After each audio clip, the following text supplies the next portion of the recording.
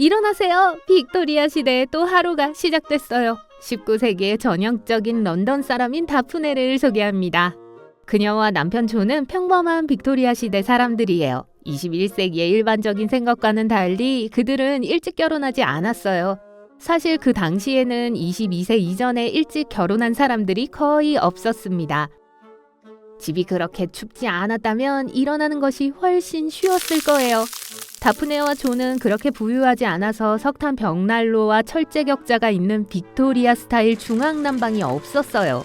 그것을 가진 부유한 계층조차도 벽난로를 잘 켜지 않았어요. 그런 난방은 상당히 비쌌거든요. 그래서 다프네와 빅토리아 시대 사람들이 꽁꽁 얼어붙지 않게 보호해준 유일한 건 낡은 양탄자예요. 네, 맨발로 바닥을 밟고 싶지 않을 거예요. 게다가 실내 환기장치가 전혀 없었기 때문에 빅토리아 시대의 모든 집은 공기가 꽤 탁했어요. 그래서 의사들은 모든 고약한 냄새가 밖으로 나가도록 밤새 창문을 열어두라고 권했습니다. 다프네는 보통 혼자 일어나고 남편은 공장 노동자여서 시간을 지켜야 합니다. 그는 목적을 위해 노커 어퍼의 서비스를 이용해요. 이 사람들은 이른 아침에 거리를 돌아다니며 유리창을 두드립니다. 시계를 대신한 매우 경제적인 대안이죠. 매일 아침 입식 임시 샤워로 하루를 상쾌하게 시작하기 위해 다프네가 필요한 것은 그릇, 개수통, 천조각 그리고 비누예요. 아침 일과를 덜 스트레스 받게 하기 위해 필요한 건 뜨거운 물 한 주전자입니다. 또한 빅토리아 시대의 비누는 차가운 물에서는 거품이 나지 않았어요. 더 쉽고 춥지 않기 위한 요령은 몸을 한 번에 한 부분씩 씻는 거예요. 미용 루틴에 대해 이야기를 하자면 물론 네일 살롱은 없었습니다. 하지만 설령 있었다고 해도 노동자 계층 여성들 사이에서 인기가 있었을 리가 없어요. 장밋빛 분홍색 손톱과 부드러운 피부는 게으름의 상징으로 전혀 좋은 게 아니었어요. 반대로 빅토리아 시대의 귀족 여성들은 손톱에 특정한 규칙을 가지고 있었습니다. 얼룩이나 울퉁불퉁한 선이 없어야 하고 손톱은 타원형이어야 하며 손톱 색깔은 허용되지 않았어요. 귀족 여성들은 잡티가 생기는 것을 막기 위해 손에 레몬을 사용하는 반면 다프네와 같은 노동자 계층 여성들은 피부를 부드럽게 하기 위해 돼지기름을 사용했어요. 다프네와 다른 많은 빅토리아 시대 여성들은 집에서 일했어요. 아니요, 매일 여러 차례 줌콜을 했던 건 아니었지만 바느질을 잘했기 때문에 오늘날 많은 사람들이 하는 것처럼 잠옷을 입은 채 집에서 일할 수 있었어요. 아내와 달리 존은 공장에서 16시간 교대 근무를 하는데 빅토리아 시대에는 일반적이었습니다. 만약 그가 변호사였다면 일을 덜 했을 거예요. 아침 8시부터 저녁 7시까지요. 상류층 신사들은 보통 오전 10시부터 오후 4시까지 일을 하곤 했습니다.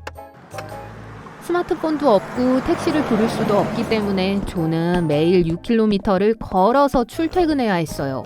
택시 대신에 말이 끄는 마차들이 있었지만 서스펜션이 없어서 사람들이 다칠 수도 있었고 좌석이 좁고 불편했습니다.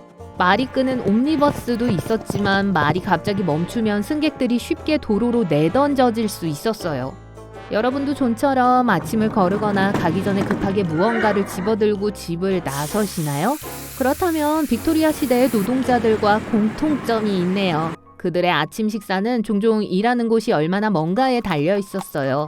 만약 걷기 쉬운 거리라면 가족과 따뜻한 아침 식사를 먹을 수 있을 거예요. 그렇지 않다면 아침 식사는 꽤 빨랐고 변변치 않았어요. 전형적인 노동자 계층의 빅토리아식 아침 식사에 대한 퀴즈를 낼게요. A. 스무디를 곁들인 아보카도 토스트. B. 크루아상과 카푸치노. C. 빵과 거품이 나는 보리로 만든 음료. 네, 빵 아니면 죽이었고 지역에 따라 맥주로 알려진 보리 음료는 힘든 하루를 견디기 위한 필수적인 비타민이 많이 들어있다고 믿어졌습니다. 보너스로 요리를 할 필요도 없었어요. 빅토리아 시대의 패스트푸드라고 할 수 있죠. 하지만 많은 사람들이 차를 선호했고 게다가 커피와 코코아도 인기를 얻기 시작했습니다. 출근하는 길에 존에게 마차에서 물이 튀었어요. 그냥 가서 갈아입어야지. 꽃향기 섬유 유연제 냄새가 나는 깨끗한 셔츠를 입어야지 라고 그는 생각했습니다. 농담이에요. 꽃향기 유연제 같은 건 없었어요. 아내 다프네 또한 세탁기나 유연제에 대해 들어본 적이 없습니다. 그 당시에는 아무도 빨래하는 걸 좋아하지 않았어요. 사람들이 빨래를 싫어했던 주된 이유는 기본적인 절차가 3일까지 걸릴 수 있기 때문이에요.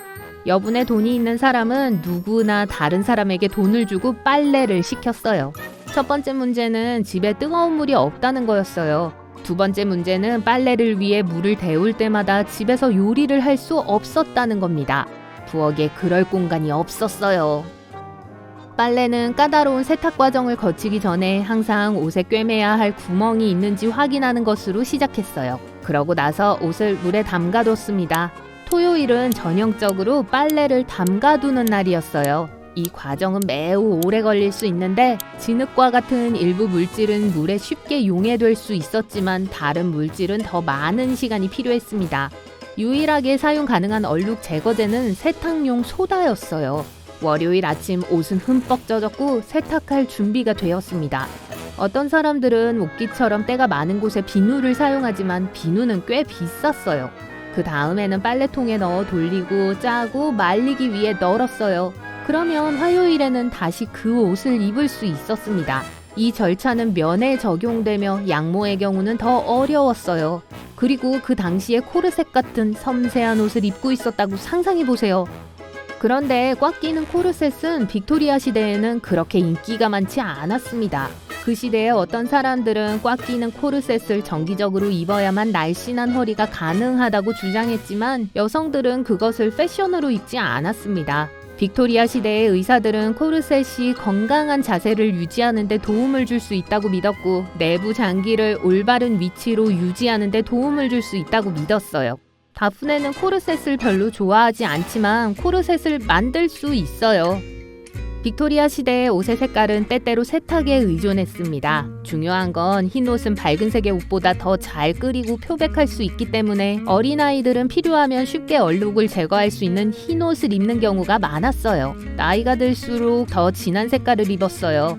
재미있는 사실은 연한 버전의 빨간색인 분홍색은 강하고 남성적인 색조로 여겨졌고 남자아이들의 색깔이었습니다.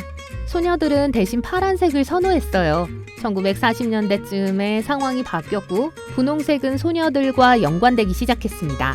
다프네는 종종 분홍색과 파란색 옷을 만들고 다른 재봉사들처럼 일주일에 약 10실링을 벌었어요.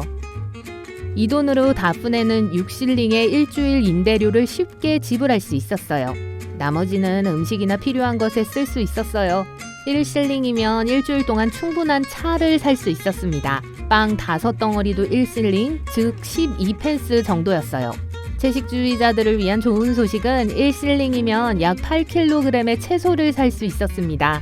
석탄 한 포대도 약 1실링 정도였어요. 이제 왜 다프네와 존이 벽난로가 없었는지 알 수 있을 거예요. 말 그대로 돈을 태우고 싶지 않았을 거예요. 또한 1실링이면 새 옷을 살 수 있었는데 옷이 마차 때문에 물이 튀긴 후에 격렬한 세탁 과정을 견디지 못했을 경우에 말이죠. 편의시설에 대해 알아볼게요. 화장실은 어땠을까요? 영국 최초의 공중 화장실은 1851년에 등장했고 그 해에 만국박람회에 전시되기도 했습니다. 빅토리아 시대의 화장실에는 보통 S자형 파이프가 있었어요. 그 목적은 냄새를 방지하는 것이었는데 나쁜 냄새가 코에 불편함은 말할 것도 없고 건강에 위험하다고 여겨졌기 때문입니다. 하지만 이건 사치품이었죠. 일반 주택과 시골집의 시설은 그렇게 편리하지 않았어요. 미안해요. 다프네는 어떤 종류의 화장실을 갖고 있는지 밝히지 않았어요. 저녁에는 당연히 TV도 없었고 심지어 빛도 없었습니다.